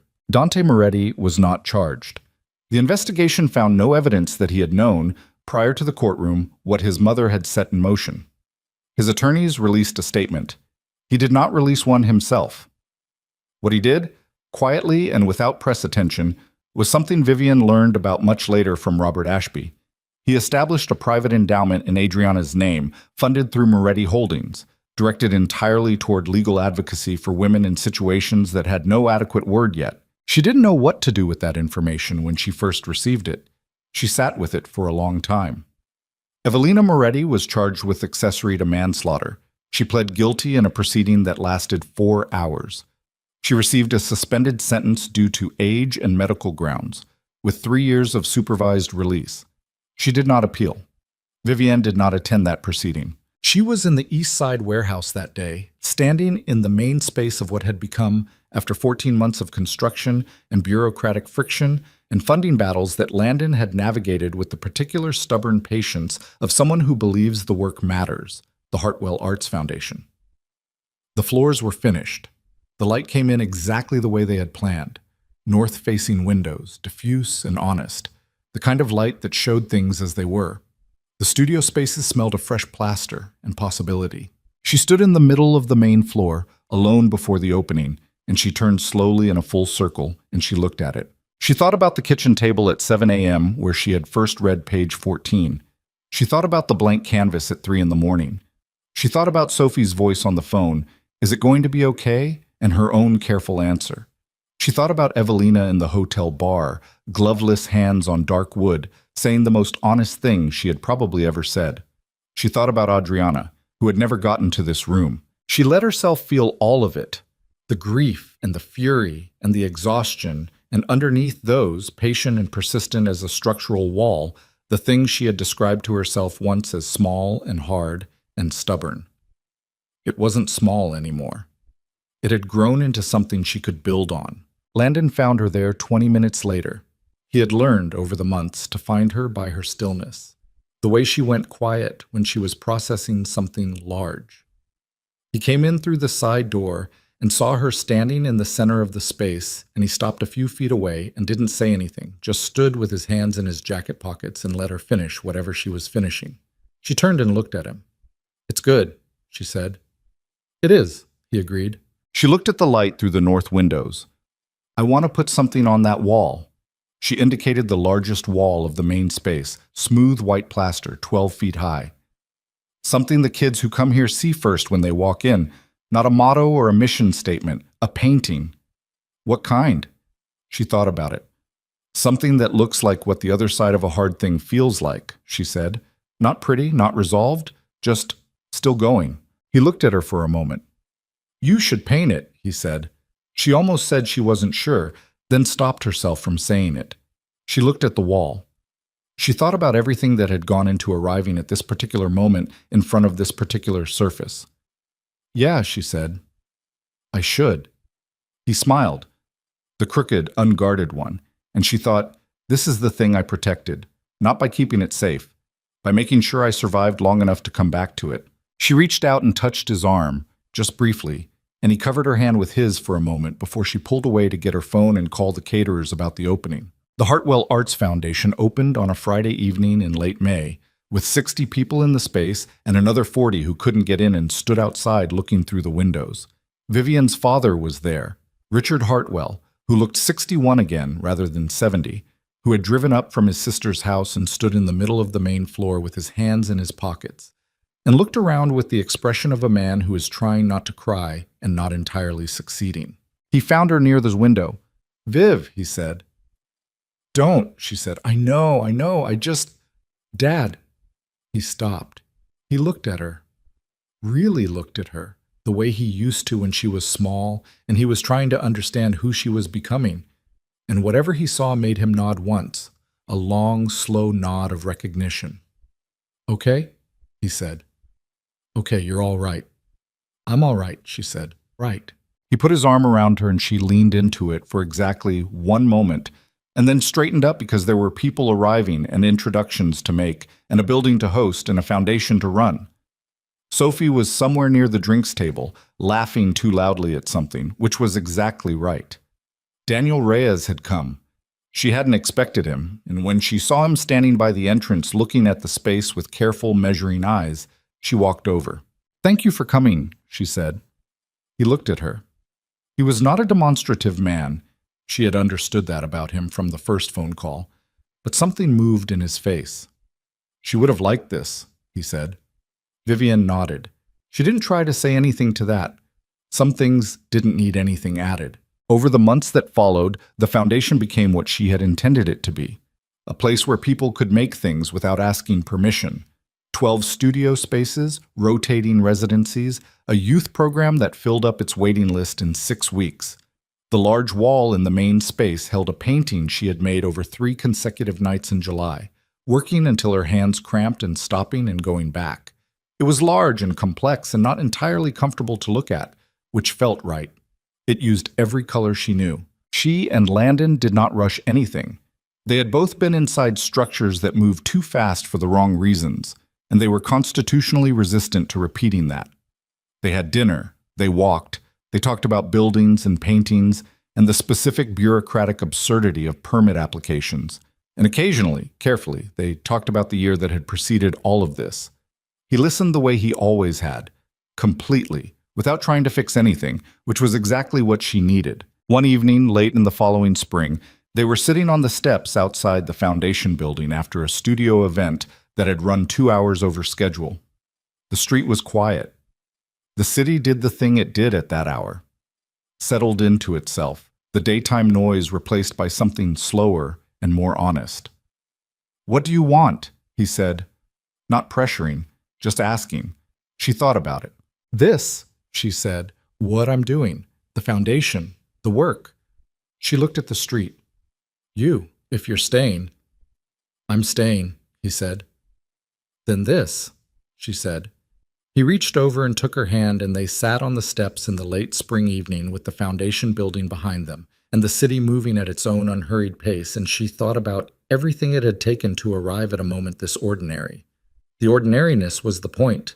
2 years later, on a Saturday afternoon in June, when the garden of Sophie's house was full of people, and the light was doing the particular thing it does in late afternoon through leaves, Vivienne Hartwell married Landon Pierce in front of 31 people who were there because they wanted to be there and for no other reason. Her father gave a toast that was 3 sentences long and involved no complete sentences, just him standing up and looking at her and saying the approximate words, "My daughter is, she's just, anyway," and then sitting down, and the room laughed, and Vivienne pressed her knuckle to her mouth and held it. There was no contract. There was no clause. There were no men in dark suits positioned at the perimeter, and no performance required of anyone. There was just the afternoon and the people, and the ordinary, extraordinary fact of 2 people deciding, with full knowledge of the cost of getting it wrong, to try to get it right.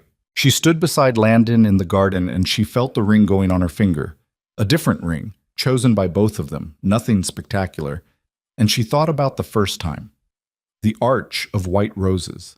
The packed room of people who owed Dante Moretti something, her own voice saying the vows cleanly because she had practiced them until they sounded like something she meant. She had survived that room. She had built this one. She looked at Landon's face and she thought, this is what I was protecting when I didn't know what I was protecting. This particular face, this particular expression, open and present and entirely, stubbornly real. She had been 26 when she walked into a cage wearing a white dress and called it a decision. She was 29 now, and the cage was a building with north-facing windows where young people made things every day, and her name was on the door, and the door was always open. She squeezed Landon's hand. He squeezed back. The afternoon held.